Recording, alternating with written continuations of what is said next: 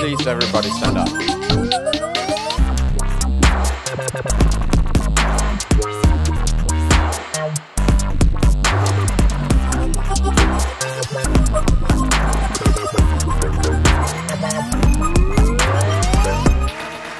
Hello, everybody.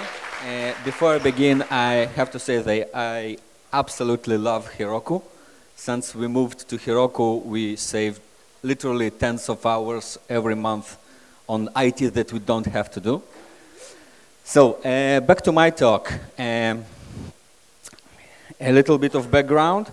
My name is Vitaly Kushner.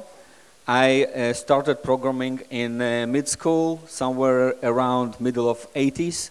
Started working professionally, I think, in 91. Using Rails since before 1.0 in 2005. And with a couple of friends, I founded a Rails consulting company here in Israel, Astrails, in 2008. Note that the slides of the talk will be on our blog, astrails.com/blog, and the link to the site is also from the conference site.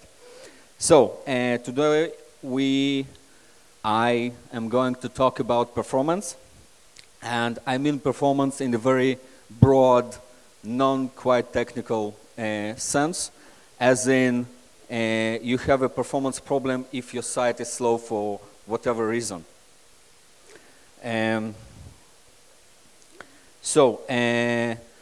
Technically, performance is composed of several factors.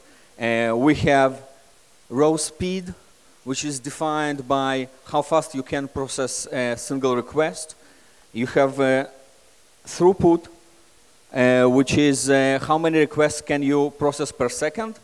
You have scalability, which is defined by your ability to increase throughput by adding more resources without compromising your speed and response time.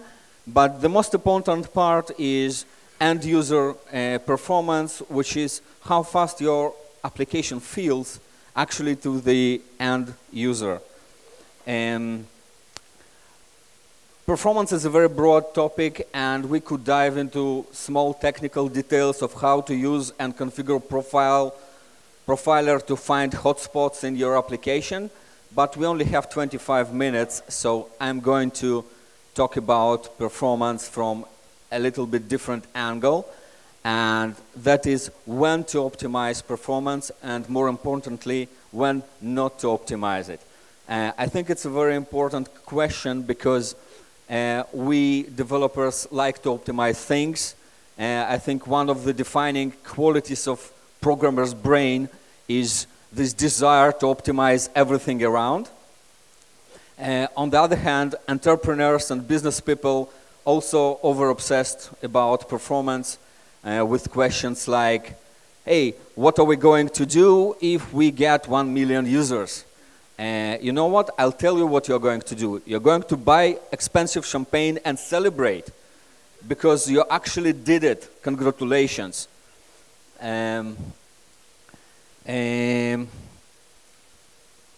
Performance problems, with a couple of notable exceptions. Performance problems is not what brings startups down. Startups usually do not fail because of performance problems. Actually, it's the opposite. Startups usually fail because they never get enough users to have performance problems. Having performance problems usually is a good sign. You grow fast enough. As a business, if you're building an online startup, it doesn't make sense to waste time and resources to optimize for 1 million users. Instead, you should be focused on gaining your first 1,000 users. And for first 1,000 users, most performance problems simply do not exist and are not important. So if you have a scalability problem, again, congratulations, great. You are growing fast, you're definitely doing something right. If you spend too much time on optimizing performance, you probably skipped on a couple of opportunities to grow faster.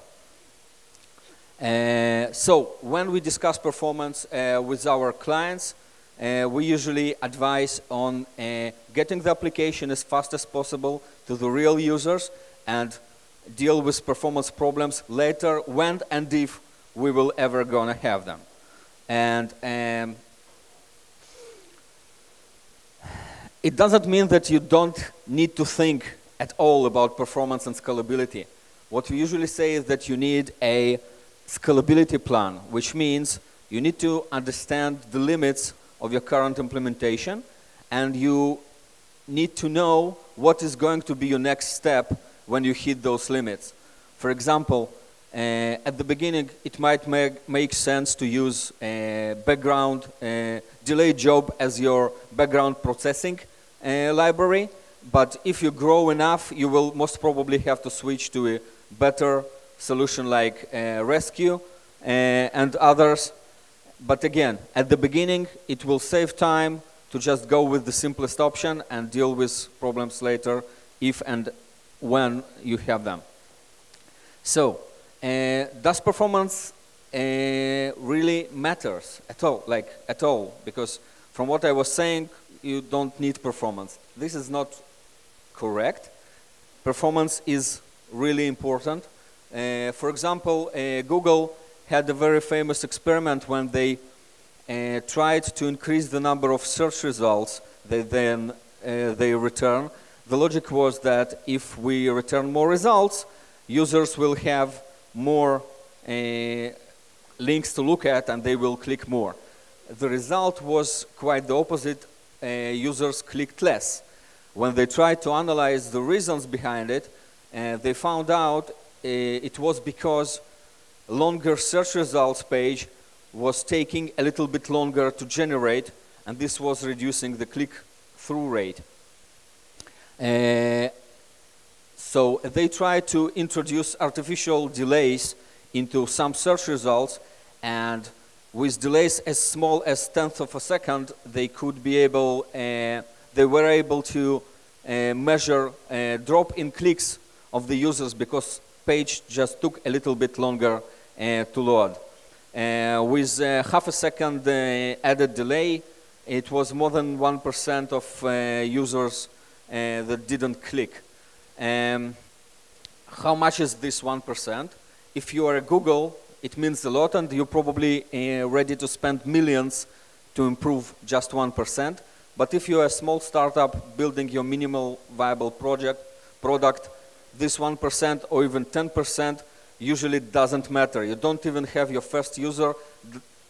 10% of one is meaningless.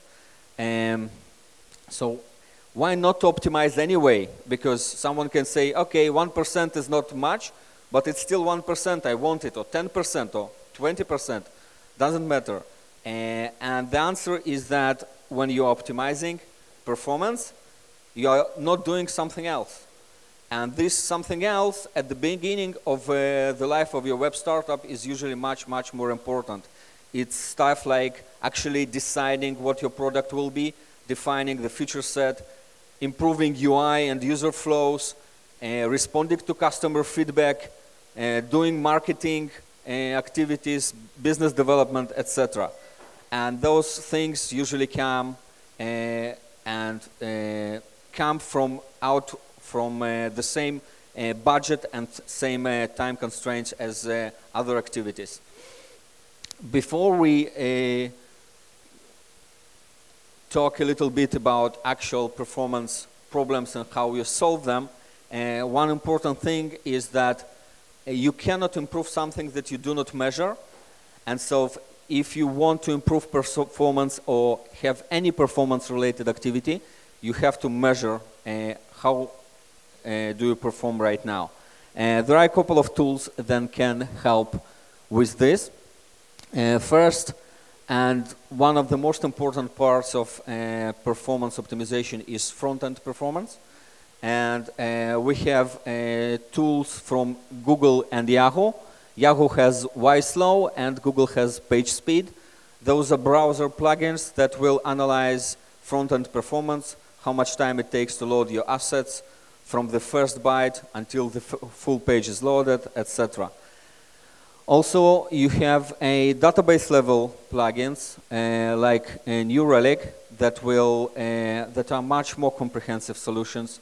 They will allow you to analyze things like database access times, page rendering times. It will find your missing indexes, and it also will analyze front-end performance and report that. In addition to those kind of tools which kind of measure your response time, sometimes you want to do load testing. And for load testing, we have simple command line tools like httperf and AB. And we can use online services like Blitz.io, which will allow you to simulate thousands of simultaneous users accessing your application. So let's say you measure your performance, and you want to make sure that during the development you do not degrade the performance, and you stay on some reasonable baseline. Rails in general, and especially the later versions of Rails, are so good that without much performance optimizations, a reasonably written Rails code is fast enough for most web applications to start and to go public and start gaining users. Now, what do I mean by reasonably written Rails code? There is just a couple of really basic rules that you need to follow to have your application performance in check. The first one is limit the number of records that you retrieve from the database, which means that you do not get the whole table to the memory and then filter it in Ruby, but rather you try to filter it in the database. This is actually one of the most basic beginner mistakes in Ruby, when people do stuff like users.all and filter it with Ruby. This is bad, obviously, and you need to check for it. One of the tools that can help you find this kind of problem is OINC.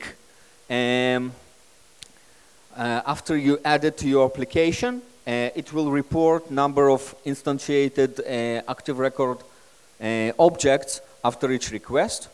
And so if you see a couple of tens or hundreds or thousands of instantiated objects, you obviously have a problem and you need to solve that. Another thing that we need to limit is actually the number of queries that we do. If you have a page that does 275 queries, it's obviously a problem.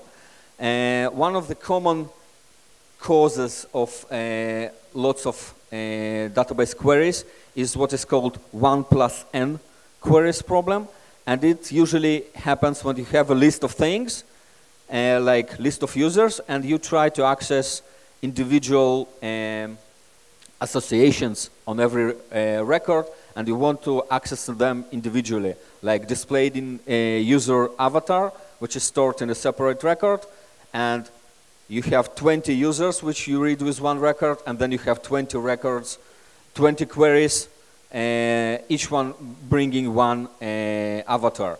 The obvious solution to this is to use include, which is supported in Rails since forever. But those problems are not very easy to spot, usually. One tool that can help with that is Bullet. If you add it to your application, it will automatically check for those kind of problems, will report it. It can report it to the log, it can report it as a JavaScript alert on the page, or to things like Growl on Mac OS 6. Here we see that it detected a missing include. It will even suggest you how to solve the problem that it finds. It works very well, and I recommend it to add to every Rails project. Other things, obvious things, are defining indexes on your database.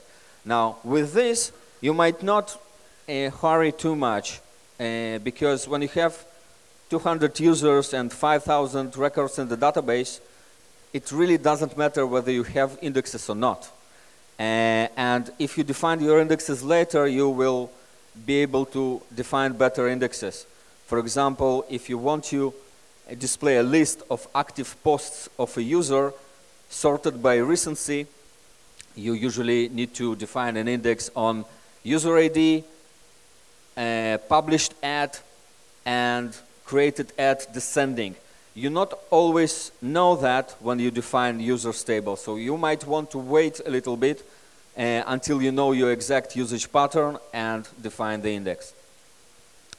But it's a matter of taste. For example, Michael, another partner at Astrails, prefers to define index simple primary key index right away for associations and redefine them later if needed.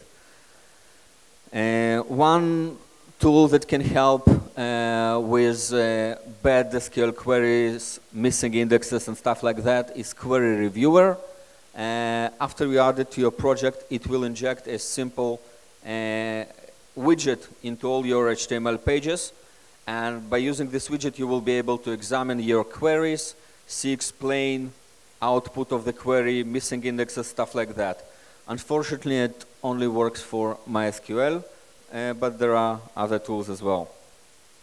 Another thing that you need to limit is number of HTTP requests. Again, very basic stuff. Consolidate your assets. In latest versions of Rails, this is trivial. Asset pipeline does it for you almost automatically. The less requests your web page does, the faster it will load. Also, CSS at the top, JavaScript at the bottom. This increases the perceived speed of the web page, so the whole web page is rendered before you start loading your JavaScripts, which to the user seems like the page is loading faster. There are a lot of low-level hacks that you can do to your Rails application to improve speed. For example, if you access your associations only to make some condition filter on them, you can replace include with join. Or if you bring a lot of records, you can supply a specific explicit select to only bring a couple of fields from the database. I do not recommend doing that. This usually impacts maintainability, and I think that for most web applications, maintainability is better than raw speed. If you need those kind of hacks, you usually need them in just a couple of spaces. For example, if you have a rake task that needs to process millions of records in some table, using those kind of hacks can reduce the time this task runs by a large amount. But for rendering web pages, that really doesn't matter, and you don't need to do that. So once you do get close to releasing your application, there are additional simple things that you can do, low-hanging fruits that you can pick in about no time at all, and I recommend on doing that. Again, most are very easy to do. You need to make sure that your static assets are compressed and that you set expire headers on them to enable HTTP caching. Use CDN for libraries. For example, if you use jQuery, it makes sense to load it from Google's CDN service, because it makes very high probabilities that it is already preloaded in a user's browser when user accesses some other application that loads it from the same place. If you have a lot of small images, combine them into Sprite, or even better, bundle them directly into CSS. That will, again, reduce the number of requests that you have to do. And with a little bit of extra work, you can put all your assets on CDN, which will greatly improve your front-end performance. From all the things I said, one thing is missing, and it is caching. And I do not recommend to do much caching early in the application life, because it's really easy to hide real performance and scalability problems with caching. And then when those problems will resurface from under the cache, they can lead to catastrophic degradation of application performance at very inconvenient times. Caching should be the last resort of optimization and need to be thought really carefully, especially about caching expiration. So you did all that, you wrote reasonably performant Rails application, released it to the user, did a couple of pivots, and now your application is gaining momentum, mentioned everywhere on the web, and users are signing up in droves. Now you have real performance problems. What do you do? Well, this is a topic for another time. And now we have about a couple of minutes for questions.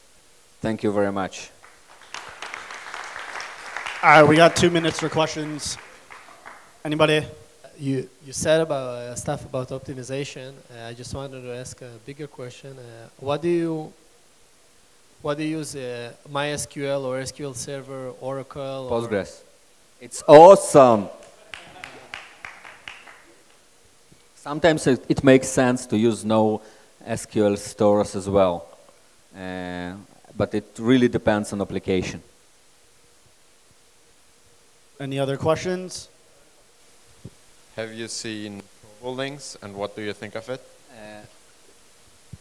TurboLinks. TurboLinks, yeah, I've seen. I think that, again, this is a little bit of more work to make your application work with Ajax page reloading or TurboLinks, which it's basically PageX simplified. Sometimes I prefer client-side rendering instead to just move JSON back and forth. But it again depends on the application and the exact environment. Yeah, it's great stuff. I think it's good to use that. Any other questions? All right, I don't see any. Well, thank you.